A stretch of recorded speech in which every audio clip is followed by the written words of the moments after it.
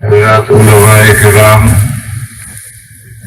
عزیز طلبا اور برادران اسلام، ایک حدیث شریف ہے جس کو لوگ ناتمام بیان کرتے ہیں، اور ایک حدیث نہیں کئی حدیثیں ہیں جس کو لوگ ناتمام بیان کرتے ہیں، پوری نہیں بیان کرتے۔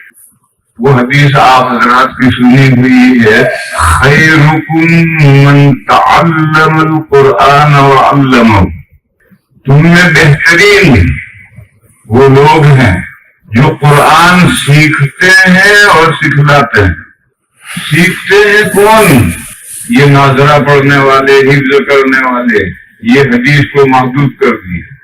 یہ جو مدرسے میں بچے ہیں چھوٹے چھوٹے، کوئی ناظرہ پڑھ رہا ہے، کوئی حفظ کر رہا ہے، وہ حدیث کو یہاں تک کر دی ہے۔ حدیث عام ہے، ہر وہ انسان، ہر وہ مسلمان جو قرآن سیکھتا ہے، ناظرہ پڑھنا نہیں جانتا پڑھو، حفظ کرنے کی صلاحیت ہے کر۔ صحابہ کرام نے بچپن میں حفظ نہیں کیا تھا، ہر عمر میں حفظ کیا تھا، اور انہوں نے قرآن یاد کر کے حفظ کر کے ہم تک پہنچایا ہے۔ جب صحابہ ہر عمر میں حفظ کر سکتے تھے، ہم کیوں نہیں کر سکتے؟ ہاں، تھوڑی ذہنی صلاحیت چاہیے۔ ہر آدمی حفظ نہیں کر سکتا، ذہنی صلاحیت چاہیے، مگر ذہنی صلاحیت ہر عمر میں ہوتی ہے۔ آج بھی بے شمار حفاظ ہیں جنہوں نے بڑی عمروں میں حفظ کیا، اور ناظرہ پڑھنا، ناظرہ تو ہر مسلمان مرد اور عورت پڑھ سکتی ہے۔ ناظرہ پڑھنے میں کیا پریشانی؟ تھوڑی محنت کرنی پڑے گی۔ یہ جو مرد اور عورتیں ناظرہ پڑھ رہے ہیں، یہ قرآن سیکھ رہے ہیں، یہ بہترین ہے، مگر ہم نے حدیث کو محدود کر دیا۔ مکتب میں جو بچے حفظ اور ناظرہ پڑھتے ہیں، وہ حدیث کو یہیں تک کر دیا۔ میرے دوستوں اور بھائیوں، حدیث یہاں تک نہیں ہے، حدیث عام ہے، تم میں بہترین وہ لوگ ہیں جو قرآن سیکھتے ہیں۔ ہاں مرد ہو، ہاں عورت ہو، ناظرہ پڑھنا نہیں جانتے، پڑھو، سیکھو۔ ناظرہ پڑھنا جانتے ہو، حفظ نہیں ہے اور صلاحیت دماغ میں صلاحیت ہے تو حفظ کرو۔ یہ جو ناظرہ پڑھنے والے مسلمان ہیں، یہ حدیث نے فرمایا کہ بہترین لوگ ہیں، خیرکم من تعلم القرآن۔ تو حدیث عام تھی تمام مسلمانوں کو، اسے مکتب کے بچوں کے ساتھ خاص کر دیا، یہ غلطی تھی۔ چنانچہ عام مسلمانوں کا حال یہ ہے کہ شاید 50% مرد اور عورتیں ناظرہ پڑھنا ہی نہیں جانتے، اور پوری 60 70 80 سال کی زندگی گزر جاتی ہے، ناظرہ پڑھنے کی کوشش بھی نہیں کرتے۔ وہی سمجھتے ہیں یہ تو بچوں کا کام ہے، ہم تو بڑے ہو گئے، بوڑھے طوطے نہیں پڑھا نہیں کرتے۔ ارے طوطا تو نہ پڑھتا ہو، انسان تو پڑھتا ہے، طوطا کیوں بنے؟ انسان بن۔ دیکھ صحابہ انسان تھے، انہوں نے ہر عمر میں پڑھا۔ دوسرا ٹکڑا ہے تم میں بہترین جو قرآن سیکھتے ہیں۔ ذرا میرے بھائی اس حدیث کو سمجھو، ہر مسلمان اس کا مصداق ہے جو بھی قرآن سیکھتا ہے، اور تم میں بہترین وہ ہے جو قرآن سکھلاتے ہیں۔ اس کو بھی خاص کر دیا، ناظرہ پڑھانے کے ساتھ اور تجوید پڑھانے کے ساتھ، حفظ کرانے کے ساتھ خاص کر دیا۔ یہ جو بخاری شریف پڑھا رہا ہے ایک مدرس، یہ قرآن نہیں سکھلا رہا، یہ حدیثیں تو ساری قرآن کی شرح ہے۔ تو جو حدیثیں پڑھا رہا ہے تو قرآن نہیں سکھلا رہا، قرآن ہی تو سکھلا رہا ہے، یہ تو حدیثیں تو قرآن کی شرح ہے۔ اور یہ ہدایہ پڑھا رہا ہے، یہ قرآن نہیں سکھلا رہا، یہ فقہ تو قرآن و حدیث کا نچوڑ ہے، قرآن و حدیث کا خلاصہ ہے۔ بس جب وہ خلاصہ پڑھا رہا ہے، ہدایہ پڑھا رہا ہے، تو قرآن و حدیث ہی سکھلا رہا ہے۔ بس دین کا کوئی علم جو پڑھا رہا ہے وہ قرآن سکھلا رہا ہے، کوئی بلا واسطہ سکھلا رہا ہے، کوئی دل واسطہ سکھلا رہا ہے۔ بلا واسطہ اور دل واسطہ سے کوئی فرق نہیں پڑتا۔ یہاں بھی ہم نے حدیث کو محدود کر دیا، ناظرہ پڑھا رہا ہے، حفظ کرا رہا ہے، بس دو کو مصداق بنا دیا۔ حالانکہ تمام علوم اسلامیہ کے پڑھانے والے جتنے ہیں وہ سب حدیث شریف کا مصداق ہیں، وہ قرآن کو سکھلا رہے ہیں، تو فرمایا خیرکم من تعلم القرآن وعلمہ، تم میں بہترین وہ لوگ ہیں جو قرآن سیکھتے ہیں۔ میرے بھائیو، جو ناظرہ نہیں پڑھا ہوا ہے پڑھو، مرد پڑھا ہوا نہیں ہے جاؤ مدرسے میں جا کر پڑھو، 1 گھنٹہ روزانہ دو، 6 مہینے میں ناظرہ پڑھتے ہو جاؤ گے۔ بیوی اگر ناظرہ پڑھی ہوئی نہیں ہے تو شوہر کی ذمہ داری ہے اس کو لے کر بیٹھے اور ناظرہ پڑھنا سکھائے۔ شوہر اگر نہیں اس قابل نہیں ہے تو مسلمان خواتین میں ایسے خواتین ہیں جو ناظرہ پڑھنا سکھاتی ہیں، ان کے پاس جائے 1 گھنٹہ لگائے وقت۔ مگر ہماری غلطی یہ ہے، ہماری کوتاہی یہ ہے کہ ہم نے حدیث عام کو خاص کر لی۔ اسی طریقے سے قرآن کے سکھلانا یہ بھی عام تھا، دین سکھلا رہا ہے، وہ قرآن ہی سکھلا رہا ہے، دین اور قرآن الگ نہیں ہے۔ بس جو شخص بھی دین سے واقف ہے اس کی ذمہ داری ہے دوسرے بندوں کو دین سکھلائے۔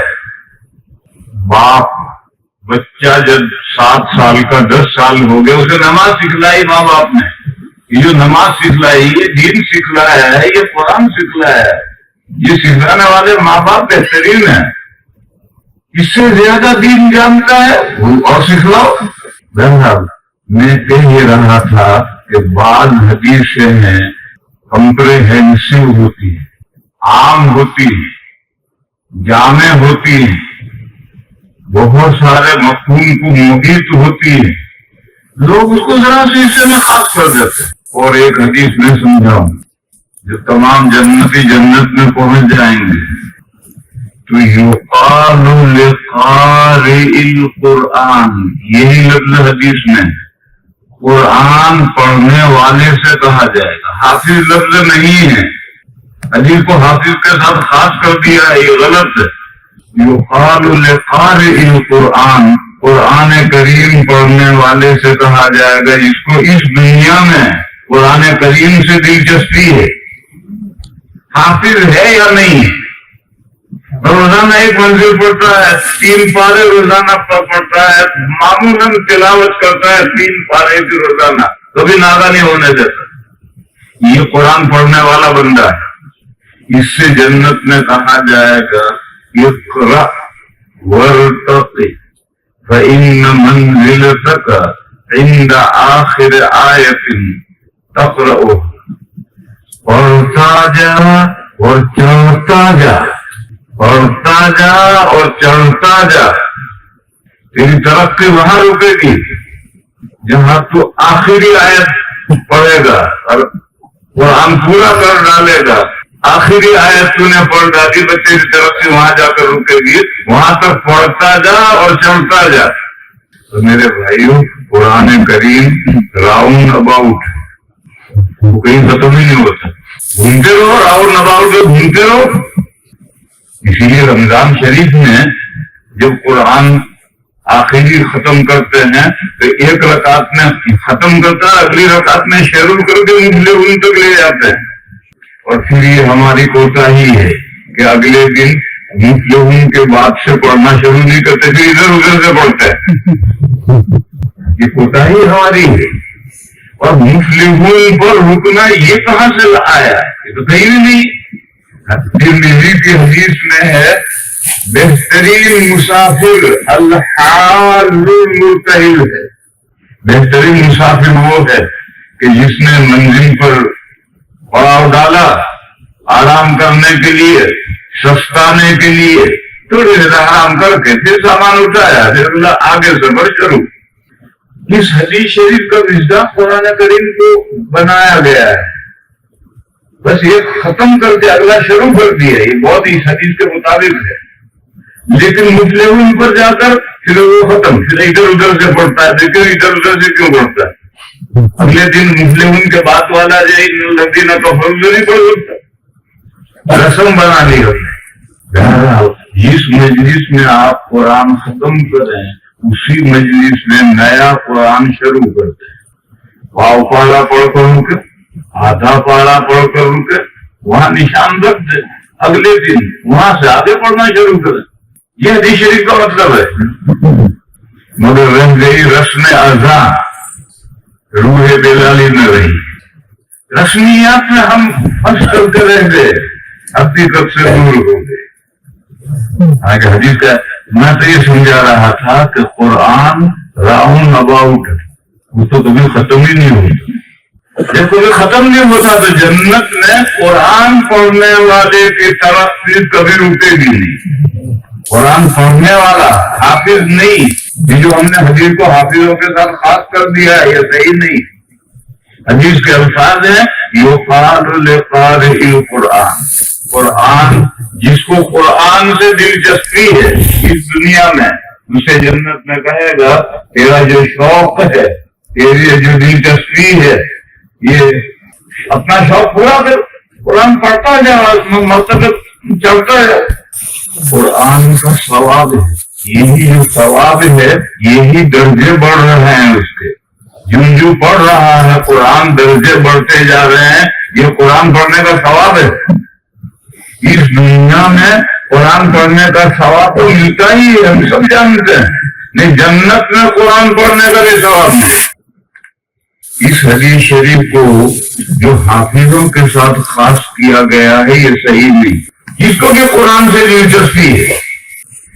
اور اسی طریقے سے ایک حدیث شریف ہے، بخاری شریف میں حدیث ہے کہ جنت کے 8 دروازے ہیں.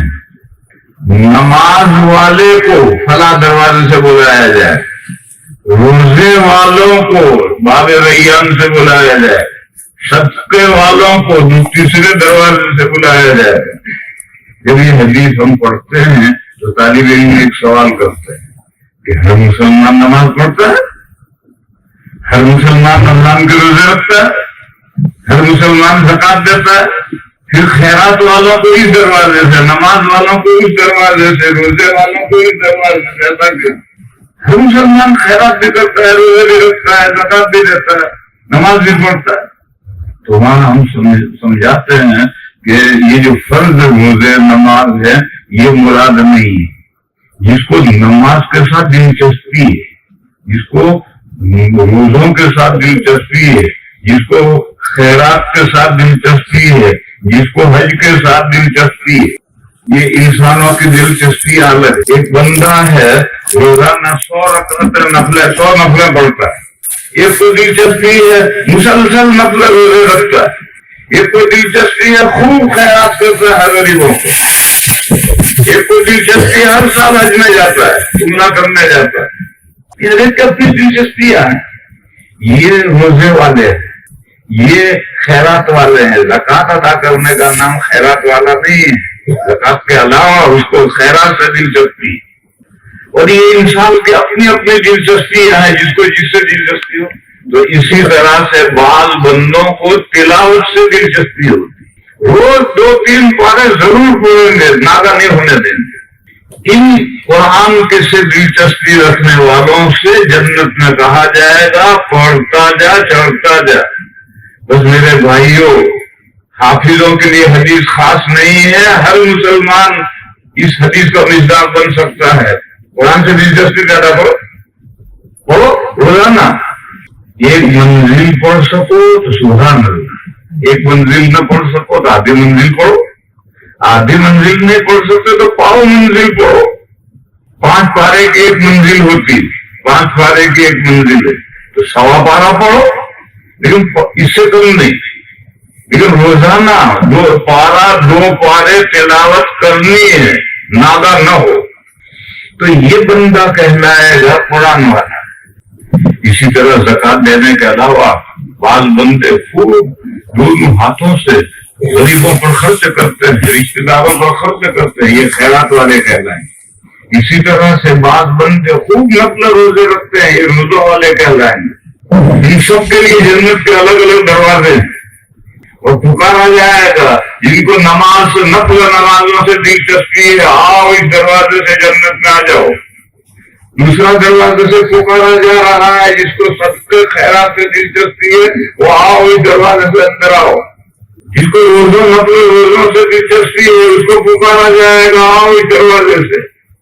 جب نبی پاک صلی اللہ تعالی علیہ وسلم نے یہ مضمون ارشاد فرمایا تو حضرت صدیق اکبر رضی اللہ تعالی عنہ نے ایک عجیب سوال کیا۔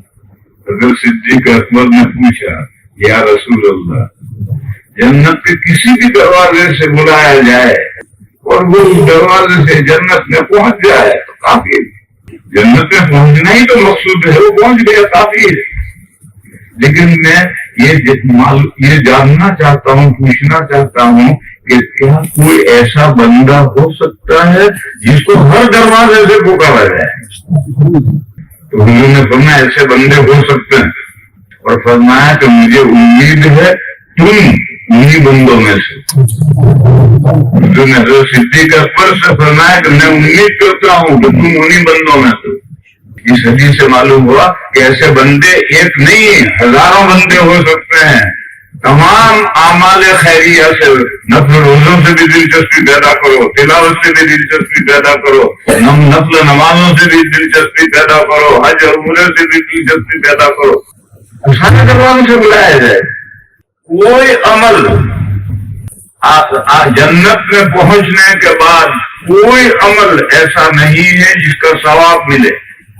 اعمال اس دنیا میں کرنا ہے، اس کا ثواب آخرت میں پانا ہے، اور جنت میں جو ہم نیک عمل کریں گے اس کا کوئی ثواب کسی حدیث میں نہیں آیا۔ جنت میں پہنچنے کے بعد میں اعمال کا سلسلہ جاری رہے گا، ذکر بھی ہوتا رہے گا، اللہ کا ذکر بھی ہوتا رہے گا، نمازیں بھی چلتی رہیں گی، تلاوتیں بھی چلتی رہیں گی جنت میں جانے کے بعد۔ لیکن تکلیف مکلف نہیں ہوگا کہ کرے عبادت تو ثواب، نہ کرے تو سزا، ایسا نہیں ہے۔ بلکہ کہتے ہیں کہ جیسے ہمارا سانس چلتا ہے، نکلتا ہے، جاتا ہے، اور ہمارا کوئی اختیار نہیں، ہم سو رہے ہیں اور سانس نکل رہا ہے، آ رہا جا رہا، آ رہا جا رہا، اس طرح سے جنت میں ذکر چلتا رہے گا۔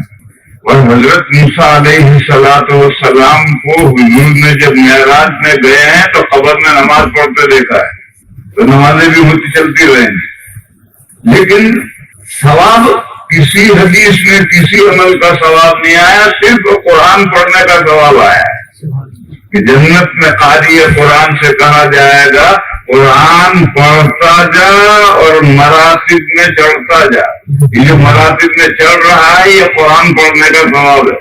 تو خیر میرے بھائیوں میں یہ سمجھا رہا تھا کہ بعض حدیث سے مختصر کر دی جاتی ہیں، منحصر کر دی جاتی ہیں، خاص کر دی جاتی ہیں، جب کو حدیث عام ہوتی ہے۔